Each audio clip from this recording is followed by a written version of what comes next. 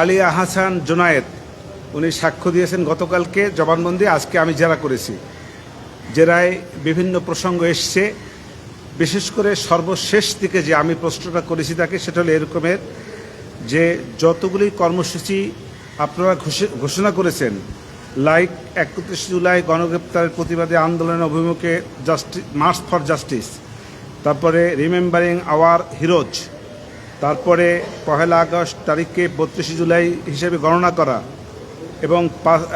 এবং এক দফার দাবি, এই যে এক দফা বলতে সরকার পতনের এক দফার দাবি, এই যে দাবিগুলি ছিল পর্যায়ক্রমে নীল নকশার অংশ, যার সর্বশেষ যে বিষয়টা ছিল সেটা হলো এই: একটি বৈধ নির্বাচিত সরকারকে তার ক্ষমতা থেকে পদত্যাগ করানো বা অবৈধভাবে তাকে সরাইয়ে দেওয়ার জন্য যে সমস্ত পরিকল্পনা দীর্ঘদিনের ছিল সেইটিরই বহিঃপ্রকাশ। এবং আজকে যে সাক্ষ্য দিয়েছেন তিনি ছিলেন একজন সংগঠক, উনি সমন্বয়ক ছিলেন না। কিন্তু এই যে আন্দোলন সংগ্রাম ওনারা যারা যে আন্দোলন সংগ্রাম করেছেন, এর যে সংগঠক হিসেবে উনি অত্যন্ত মুখ্য ভূমিকা পালন করেছেন। অতএব আমি মনে করি এই যে আন্দোলনটা তারা করেছিলেন সে আন্দোলনটা ছিল অবৈধ এবং বৈধ সরকারকে উৎখাতের জন্য। সেই প্রসঙ্গেই আমি তাকে, একটা মেটিকুলাস ডিজাইন ছিল, মেটিকুলাস ডিজাইনেরই অংশ হিসাবে এই আন্দোলনটা হয়েছে।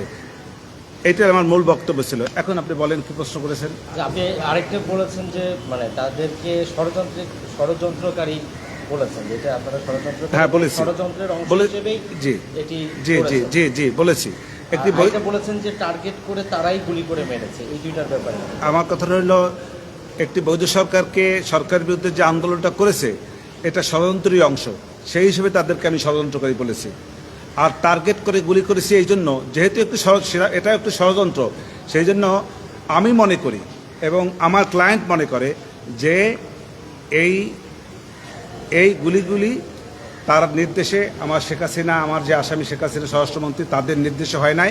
এটা তারা নিজেরাই যে কোনোভাবে হোক তৈরিকৃত একটি গুলির অংশ। এর সঙ্গে স্বরাষ্ট্রমন্ত্রী শেখ হাসিনা তারা কেউ জড়িত না। ক্লায়েন্টের সাথে কথা হয়েছে না, কথা হয় নাই আমি মনে করি।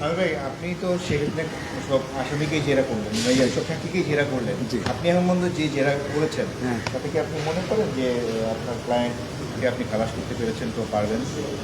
না, আসলে এই কথাটা তো খুব আপেক্ষিক। এই কথাটা বলা, সিদ্ধান্ত দেওয়া কোনোভাবেই বা অনুমান করা এটা ঠিক না, কারণ এই বিষয়টা হলো মাননীয় আদালতের। আমার স্যাটিসফাইড থেকে আমি মনে করি আমি মোটামুটি যেসব সাক্ষীদেরকে জেরা করেছি আমি ভালো জেরা করেছি, ভালো ভালো পয়েন্ট আমি আনতে পেরেছি। একটা জিনিস ক্রিমিনাল মামলা, একটা জিনিস স্বীকৃত, সেটা হলো এই যে হাজার কথা যদি আসামির বিরুদ্ধেও যায়, একটি কথাও যদি আসামির পক্ষে যায় এবং সেইটি যদি যৌক্তিক হয় এবং বিজ্ঞ আদালত যদি মনে করেন যে এই বিষয়টাকে যুক্তির নিরিখে বিচার করা যায়, তাহলে একটি পয়েন্টের উপরেও আসামিকে খালাস দেওয়া যায়। অতএব আমি বলছি না যে আমার আসামি খালাস পাবে, এ কথা নিশ্চিত, তবে পাবে না এ কথাও নিশ্চিত না। Thank you.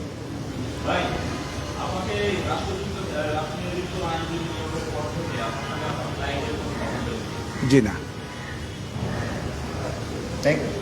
কোনো কথা হয় না। জি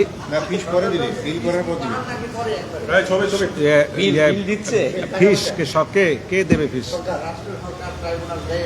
না না না না, সেটা আচ্ছা না, ফিসের প্রশ্নটা হইল এখানে কি এগুলো আসবে? এগুলো আসবে? না না না।